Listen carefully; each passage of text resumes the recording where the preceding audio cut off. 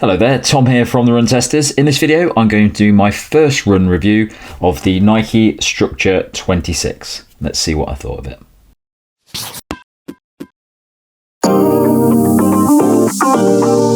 The Nike Structure 26 costs £129.99 or $145. It weighs 298 grams or 10.5 ounces for men in a size 8, and the drop is 10 millimeters. The Nike Structure 26 is a moderate stability shoe that combines a full-length ReactX midsole with a midfoot support system that wraps around the arch and heel for a firm, supportive platform. That ReactX midsole is built to balance cushioning with a structured geometry, ensuring a smooth heel-to-toe transition that guides the foot comfortably. The midsole is also slightly higher in stack height than the previous version and aims to deliver a 13% increase in responsiveness when compared to the previous React foam. The upper is made from an engineered mesh that provides plenty of plush cushioning around the collar and tongue, while the outsole combines a thick, flexible rubber forefoot with a high abrasion rubber on the heel to improve both grip and durability. So I've got a UK size 8, which is my normal running shoe size in the UK, and I found it to be very, very comfortable. There's loads of padding on it. It's a very plush shoe. It's a shoe that's very much designed for comfort. It feels like a big cushion shoe in the upper. There's plenty of space before my big toe, not loads, but just the right amount for most people. Fairly roomy front of the shoe, not the roomiest shoe out there, but there's plenty of space for my average width feet.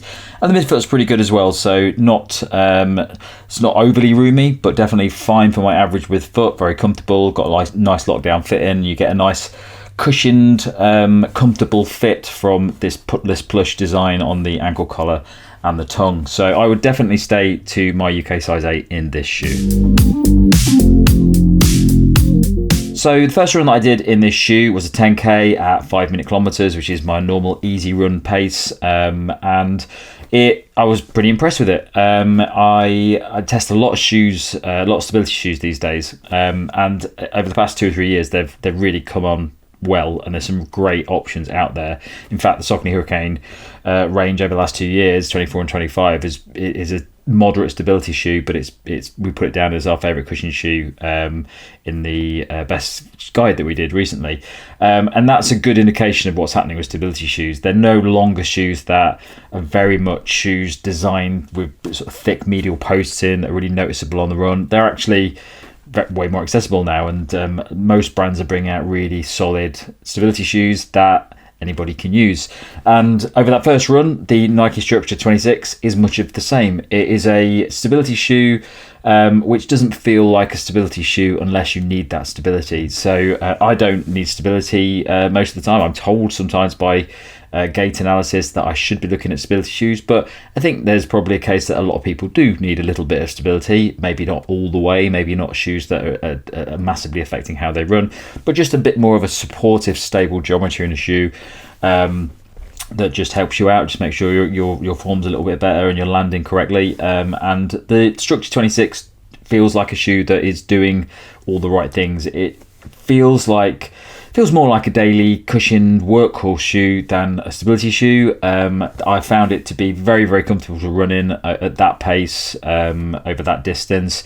Definitely felt like there was a nice heel to toe transition in it. Definitely felt it could comfortably manage that pace very nicely. It didn't feel like I had a big heavy shoe on my feet. It's a fairly heavy shoe, but it doesn't ride necessarily like a big clunky old style stability shoe. It just feels more like something like the Pegasus or something like that, where it's a more conventional daily cushion shoe. The midsole is very balanced. This ReactX React has historically been quite a firm foam when you compare it with some of the other ones out there. This is a little bit softer, but it's still got the firmness in it, which you need in a stability shoe anyway, and it works very well. I found that over the course of that run, it felt nicely cushioned to an extent. Didn't feel like a very hard shoe. Felt nice and enjoyable and comfortable to run in, but didn't feel overwhelmingly hard and uncomfortable like some older stability shoes that I've tested do. So yeah, very good on that point as well. The midsole is actually quite flexible, so it does feel like quite a natural shoe to run in. What I would say about it is that it is very much a workhorse. I picked up the pace a bit on a couple of the kilometers, didn't really enjoy picking up the pace in it. It's definitely a shoe that's designed for ticking off the miles and just just getting through those easier sessions or more comfortable general run sessions that you're doing. Definitely not a versatile shoe. I wouldn't use this for running fast at all. I could tell as soon as I put it on that it's not a shoe that I'd want to run fast in. It just doesn't have the toe off. It doesn't have a lot of energy in the midsole. But that's not a bad thing, because that's sort of what you get in a lot of stability shoes. You really want to tick off the miles with that support, and it does that very well. Throughout the course of that run, I didn't have any issues with it. I didn't feel like it felt sluggish in any way towards the end, and yeah, very much enjoyed it. So I think it's definitely a shoe. If you're looking at getting a workhorse shoe, you want a trainer, maybe you're a beginner or a general runner, you maybe want something that's a little bit more supportive, I think it's probably a good option for that.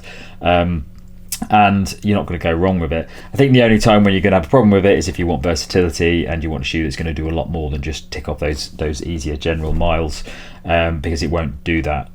Also, I would say that if you don't necessarily need stability and you like softness in a shoe, which is my preference, I always want the softest shoes out there. I like to go out for a nice easy run and really feel a bit of soft and a bit of bounce in it as well. You don't really get it with this. It's a relatively responsive shoe at that pace that I was doing, but it's definitely a shoe that I would say I really enjoy running in for easy runs. So if you don't need stability and you like a softer midsole, you probably won't get it from this shoe. But yeah, over that 10k, it felt very, very did the job very nicely. It's not really a shoe that wows. I didn't even think about the shoe a lot when I was running in it. It just sort of ticked through the miles comfortably. But that's pretty much what it's for. When I'm running in stability shoes, I normally try to pronate a bit just to see how it feels, and you can feel that midfoot section there kicking in. You do sort of feel your foot being corrected a bit when you land in different positions, which is what you want. That's stability is very subtle unless you need it, which is something that I see quite a lot in stability shoes at the moment, which I think is a good way. You don't want it to be overtly feeling like a stability shoe when you're running in it. You want it to feel more natural, and this is good. I'd say it's definitely one of the good options in the new breed of stability shoes. There's lots of great ones out at the moment, and this ticks a lot of boxes, especially considering it's not too expensive in comparison to some of the other options out there. The outsole is pretty good, so it's got a pretty thick layer of rubber on the front and back. And didn't feel like any issues on that 10k. It was raining a bit, didn't feel like any issues with grip or anything like that, but it's definitely a shoe that's built a bit more for that durability and solid feel. So yeah, great first run in the Structure 26. I think it's a solid all-round stability shoe that is a good option in the new realms of modern stability shoes. So my early verdicts from that first run, you've probably got it from my overview there. I think it's solid, good stability shoe. I think it does everything that it says on the tin. It's a very good fit. That easy session that I did, not very versatile, but it's probably not a shoe you're going to look to be versatile. You probably want something durable. It's going to give you support. It's going to tick off the miles in comfort. Felt like it did all that. If you compare it to some of the other options out there, there are some really great stability shoes out at the moment.